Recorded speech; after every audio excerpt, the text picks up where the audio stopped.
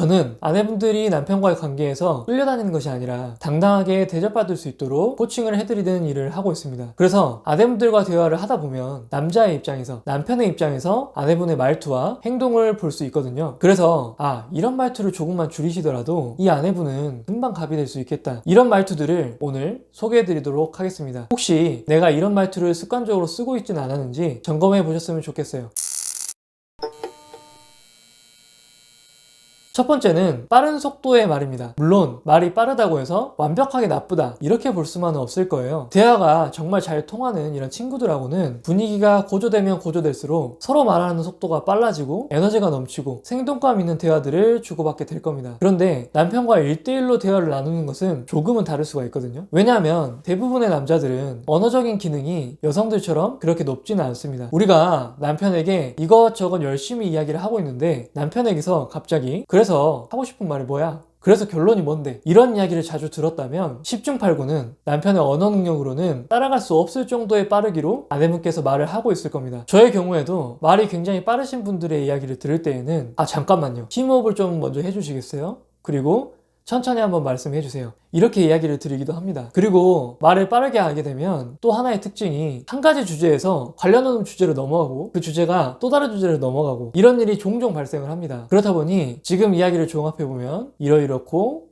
저러저러해서 이런 이야기를 지금 하고 싶으신 거군요. 이렇게 지속적으로 확인하면서 들어야 아내분의 속도를 따라갈 수 있습니다. 물론 저는 아내분들의 이야기를 하나도 놓치지 않고 듣겠다, 이런 목표를 가지고 있기 때문에 이렇게 천천히 말해달라는 요청도 해보고 직접 하신 말씀들을 지속적으로 확인해가면서 이렇게 지나가지만, 이런 빠른 템포로 실제 남편분과 아내분이 대화를 하게 된다면 어떤 일이 발생할까요? 남편은 머릿속에서 언제 끝나나, 그래서 결론이 뭐야, 이런 생각들을 하면서 부담감을 계속 느낄 겁니다.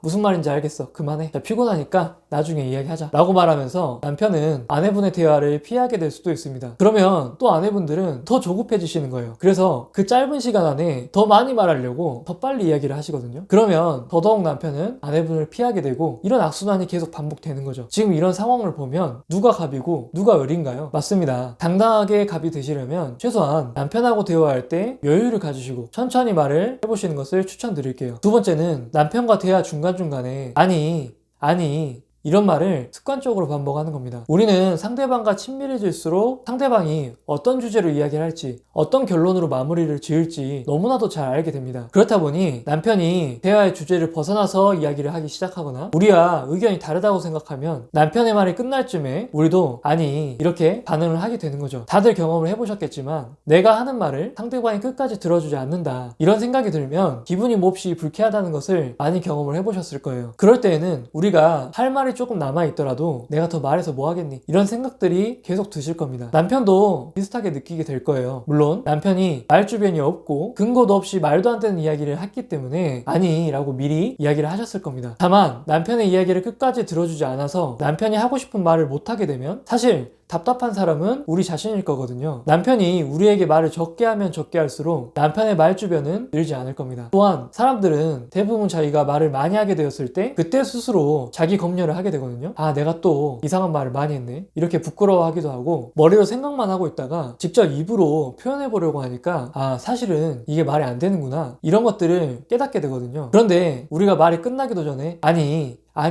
이런 이야기를 계속하면서 우리 이야기를 하게 되면 남편은 자기 주장이 이상하고 틀렸다는 것을 어쩌면 영영 확인하지 못할 수도 있습니다. 그저 내 아내는 나랑 전혀 대화가 안 통해, 이런 생각에 스스로 갇혀있을 확률이 높죠. 우리는 그런 모습을 보고 계속 답답함을 느낄 거예요. 우리가 남편의 주장에 대해서 열심히 호응해주거나 인정해주는 모습까지는 아니더라도 말 중간에 아니 라는 말만 조금 줄이더라도 남편 스스로 자기의 의견을 얘기하면서 본인이 틀렸다는 것을 스스로 증명하게 될 겁니다. 세 번째는 왜? 라는 말입니다. 아마 자녀분들이 대화가 되기 시작을 하면 왜요? 이건 왜요? 라는 말들을 입에 달고 사는 시기들을 경험하셨을 겁니다. 우리는 이제 조그만 아이가 세상에 대해서 호기심을 보이기 시작했구나, 이렇게 아주 잘 이해를 하고 있음에도 불구하고 끊임없이 아이가 왜요? 또 설명해주면 또 왜요? 그거는? 또 왜요? 이렇게 계속 질문만 하게 되었을 때 짜증이 나는 경우가 종종 있었을 겁니다. 마찬가지 맥락입니다. 언어는 분명한 한계가 있습니다. 단순한 언어 하나만으로는 우리가 가지고 있는 생각이나 관념들을 모두 표현해낼 수가 없거든요. 게다가 방금 전에 말씀드린 것처럼 일반적으로 여성들보다 언어 능력이 떨어지는 이 남자들에게